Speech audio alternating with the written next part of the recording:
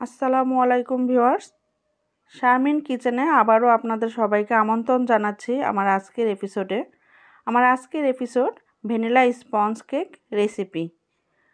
আশা করব আমার এই রেসিপিটি আপনাদের ভালো লাগবে। ভালো লাগলে অবশ্যই একটি লাইক দিয়ে দিবেন এবং কমেন্ট ও শেয়ার করবেন ফ্যামিলি ও ফ্রেন্ড সার্কেলের সাথে। আমার ভিডিওতে দেখানো নিয়ম অনুসারে টিপস অ্যান্ড ট্রিক্স ফলো করে আপনারা বাসায় তৈরি করবেন। আপনাদের কেকটি কেমন হলো আমাকে কমেন্টের মাধ্যমে জানাবেন।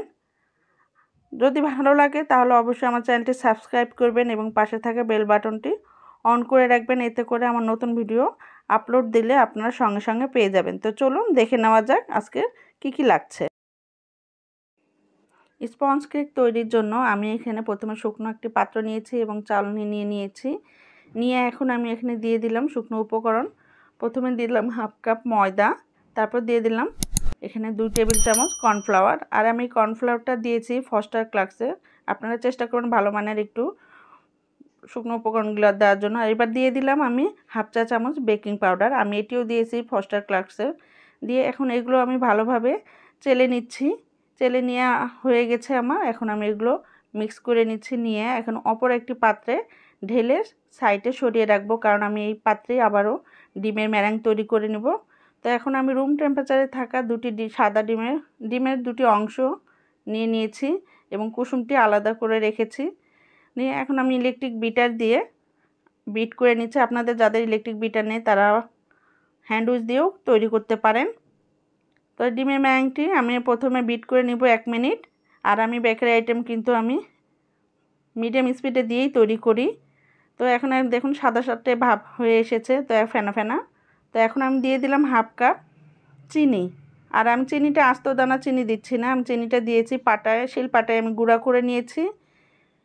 তারপরে আমি এটা আবার দিচ্ছি। আর আমি চিনিটা দিব 2 থেকে 3 ধাপে, 1 ধাপে দিবেন না, কারণ তাহলে কিন্তু আপনার চিনিটা ভালোভাবে গলবে না। চিনিটা দিয়ে আবারও দিলাম দ্বিতীয় ধাপে চিনি দিয়ে এখন আমি আবারও বিট করে নিচ্ছি। এভাবে 3 ধাপে দিয়েছি আমি চিনি দিয়ে আমি বিট করে নিচ্ছি। অবশ্যই আপনাদের মেক শিওর হতে হবে চিনিটা মেল্ট হয়েছে কিনা, কারণ চিনিটা যদি মেল্ট না হয় তাহলে কিন্তু কেকের উপরে সেতে পরিলক্ষিত হবে। তো এই জন্য আমি আবারও ভালো করে বিট করে নিলাম। হাই স্পিডে এখন আমি দিয়েছি 4-এ দিয়ে আমি আবার বিট করে নিয়েছি। দেখুন অনেকটাই ঘন হয়ে গেছে, ক্রিমি একটা স্ট্রাকচার এসে গেছে। তো এই জন্য আমি আবারও বিট করে নিচ্ছে 2 মিনিট। বিট করে নিয়ে দেখুন বাংলা 4 লিখলে যখন অক্ষরটা সহজে দেবে যাচ্ছে না তখন বুঝতে হবে আপনার ক্রিমটি পারফেক্টভাবে হয়ে গেছে।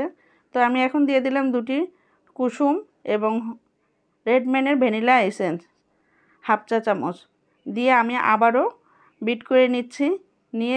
এখন দেখুন একটা সুন্দর একটা আমার ক্রিমি স্ট্রাকচার এসে গেছে এবং পারফেক্টভাবে এবং কুচি কুচি পড়ছে পরিলক্ষিত দেখছেন। স্ক্রিনে দেখানো নিয়ম অনুসারে আপনারা এইভাবে ডিমের ম্যারাংটি তৈরি করবেন। তো ইনশাল্লাহ আপনাদের ডিমের ফোমটাও কিন্তু এইভাবে সুন্দরভাবে হয়ে যাবে।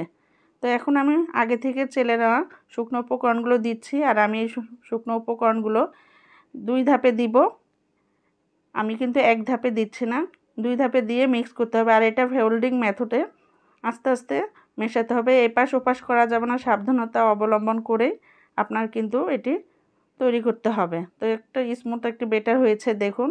তারপর আমি দ্বিতীয় ধাপে আবারও শুকনো উপকরণগুলো দিয়ে দিচ্ছি। দিয়ে আমি আবারও হ্যান্ড উইচ দিয়ে আবারও মেশাবো ফোল্ডিং মেথডে ঘুরিয়ে। আর আপনারা কিন্তু খেয়াল করেছেন আমি কিন্তু তেল দিইনি। অনেকে মনে করেন যে তেল না দিলে কেকটা ভালো হয় না, আসলে না। স্পঞ্জ কেকে কিন্তু তেল না দিলেও কেকটি কিন্তু পারফেক্ট অনেক সুন্দরভাবে হয়ে যায়। দেখুন একটি সিল্কি বেটার তৈরি হয়েছে কত সুন্দরভাবে। আর এটির ঘনত্বটা দেখুন এমন হবে। তো যখন আমার এটা তৈরি হয়ে গেল ব্যাটারটা, এখন ঘনত্বটা দেখে বুঝতে পারছেন। স্ক্রিনে দেখানো নিয়ম অনুযায়ী আপনারাও তৈরি করে নেবেন এভাবে। তারপরে আমি আগে থেকে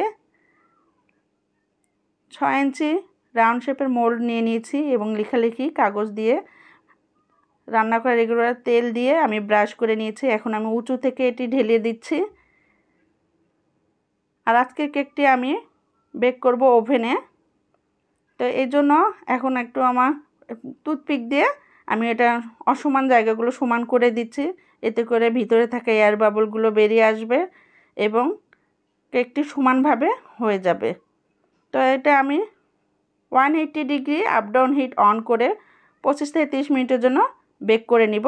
আমি 40 মিনিট পরে ফিরে এলাম। দেখুন কেকটা কত সুন্দরভাবে হয়েছে, একটুও কিন্তু চুপসে যায়নি এবং অনেক সফট একটি কেক।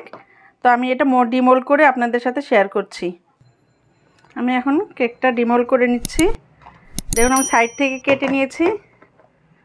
মাশাআল্লাহ, আমার কেকটি আমি এই পেপারটি উঠিয়ে নিচ্ছি। দেখুন কত সুন্দর, কত স্পঞ্জি একটি কেক হয়েছে। আশা করব আমার রেসিপিটি আপনাদের ভালো লাগবে। ভালো লাগলে অবশ্যই একটা লাইক দিয়ে দিবেন। দেখুন আমি স্লাইস করে নিয়েছি, কতটা স্পঞ্জি ও সফট হয়েছে। তো যদি ভালো লাগে তো অবশ্যই আমার চ্যানেলটি ভিডিও দেখে লাইক দিয়ে দিবেন এবং পাশে থাকা বেল বাটনটি অন করে দেবেন। আমাকে সাপোর্ট করার জন্য আমার চ্যানেলটি সাবস্ক্রাইব করে আমার সাথে থাকবেন। তো ভালো থাকবেন, সুস্থ থাকবেন আর আমার জন্য দোয়া করবেন। আল্লাহ হাফেজ।